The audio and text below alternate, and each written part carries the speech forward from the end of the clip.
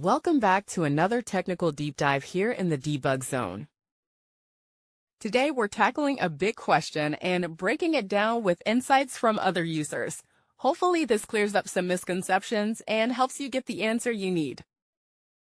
So buckle up, stay a little curious, and let's jump right in.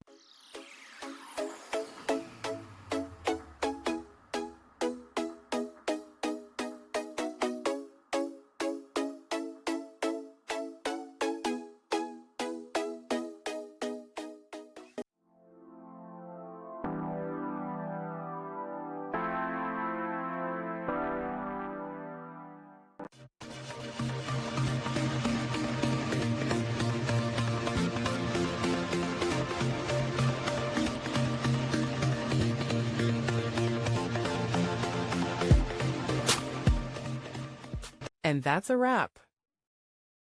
I hope you found the answer you were looking for. If you did, take a second to hit that subscribe button. It really helps out. And let me know in the comments which solution worked best for you. See you next time in the debug zone.